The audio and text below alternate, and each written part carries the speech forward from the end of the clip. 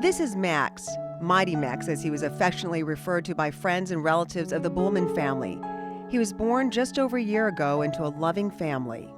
Well, Max was born on the 6th of October 2010, and he was perfect. He was just a beautiful baby. And we were overjoyed. We decided to have kids in our mid-30s, and we thought we knew a little bit about the world until we had a child, and then we got to learn what everybody learns, that you don't know anything. And we had him home for about 6 weeks, and things were going really well. He was eating, he was sleeping, we were adjusting. Everything did seem perfect for Corey and Mimi Bulman. Their newborn son was doing great in his new home. But then, about 6 weeks in, the Bulmans noticed something strange about Max's stomach. We just noticed that his belly was bulging out a little bit. We were giving him a bath, and actually Corey commented that, that doesn't seem about right. I'm like, well, I thought he maybe had gas or something. And the next day we just took him to our pediatrician, for which I thought was just a casual check-in to make sure everything was okay. And that's actually where our journey started. They did an x-ray of his abdomen, and they saw that his liver was actually 3 times the size of what it was supposed to be. It was about 11 o'clock that morning. I got an emergency message saying that your wife called and she's heading to Children's Hospital in Minneapolis. And that was the last time we went home in a normal circumstance, and that was 17th of November 2010. Doctors did a CT scan and found out that Max had neuroblastoma. Corey and Mimi's lives changed drastically in the blink of an eye. It was a cancer that I never even had heard before, much less hearing that children get cancer. And I found out very quickly that neuroblastoma is actually something that typically impacts children under the age of 5. It's a nerve cancer, and it's the most common solid cancer that children get. And from that CT scan, they were able to conclusively say that he had it. And so the next couple of days, we had to rush him into surgery to do a biopsy. And by that time, he was actually struggling with his breathing. His liver was so big that it was actually crowding his lungs. Our lives stopped. The day I came here, I left work and thought I'd have to set up, I'm a teacher, and I thought I would have to set up plans for a substitute for the next day, and then it was 2 days, and then it was 3 days. And I remember when we were first trying to get our heads around what was happening, we kept wanting, well, like everyone, we wanted discernible time frames. Are we going to go home by Thanksgiving? Are we going to go home by Christmas? And it was interesting how quickly that all fell away. After a couple weeks of constant monitoring of Max's condition and several sleepless nights, the Bulmans learned of the newly opened Ronald McDonald House inside Children's Hospital, right downstairs from the intensive care unit that Max was in. We stayed at the PICU basically 24 hours a day for the next couple of weeks. And then, thank goodness, we had just heard about the Ronald McDonald House here at Children's Hospital had only opened up a few weeks prior. So the nurse on our floor told us about it. So we actually had a chance to come down here and take a look at it. The house here at Children's services a number of families that live in the Twin Cities, and we live 7 miles from this hospital, but it might as well have been 1,000 miles. Because for the better part of 4 months, this was our home.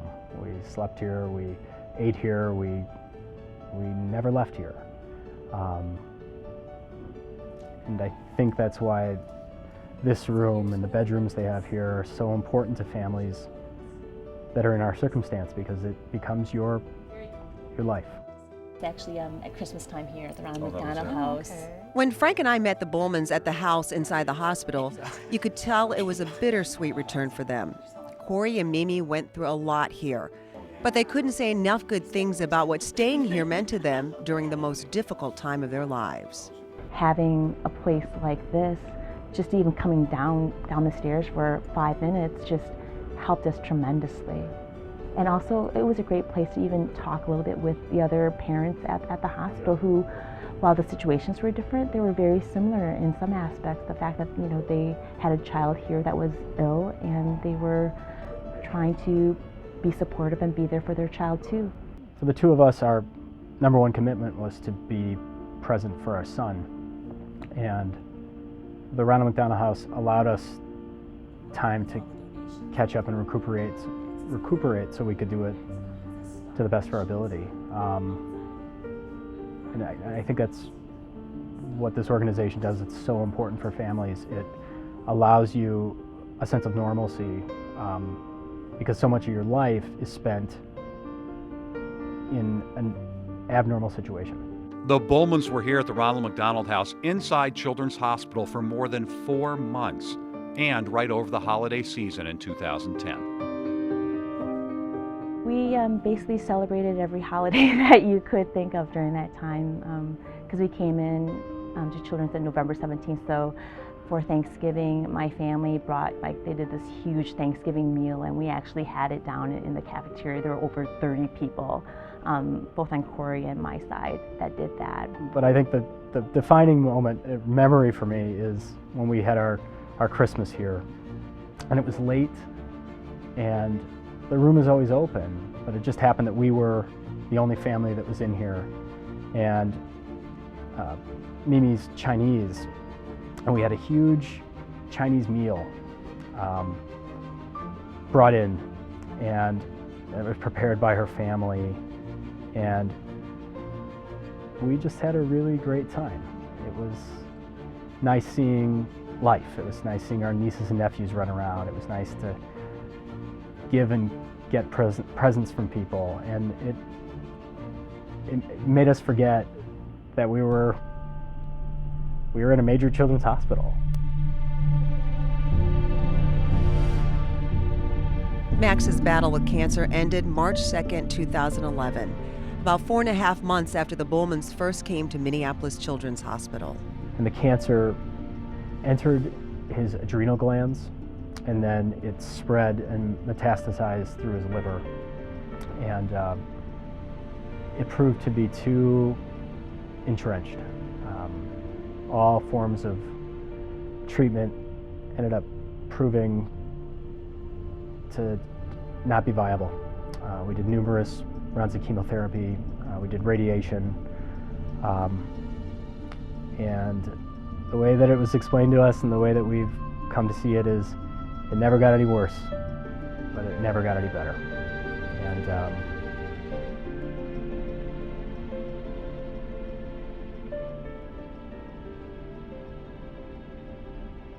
And it's a tricky illness.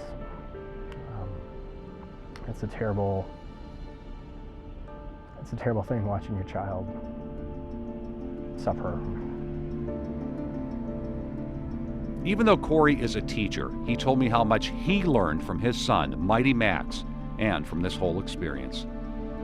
I think from my son, I learned about perseverance. I learned about strength.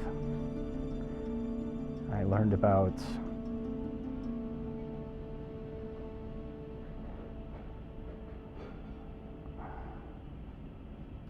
adversity. I think what I learned from my time at the Ronald McDonald House were those same lessons. I learned about compassion. I learned about grace. I learned about what it really means to have a hand offered to you in a time of need and how important that is. We both had actually heard about the Ronald McDonald House before and all the great things that it does, but until you're actually on the receiving end of all this generosity, and you are just so grateful that services like this do exist. And really it's changed, I know, our view of the importance of an organization like Ronald McDonald House. One of the reasons that we don't just hold on to the negatives of the situation is because of the help and support we received here. That we really do believe that the world is a fundamentally good place and a fundamentally terrible thing happened to us. But the world is a good place, and people constantly amazed us when we went through this experience. Our friends, our family, the hospital staff, the Ronald McDonald staff. We learned a lot about humanity going through this experience.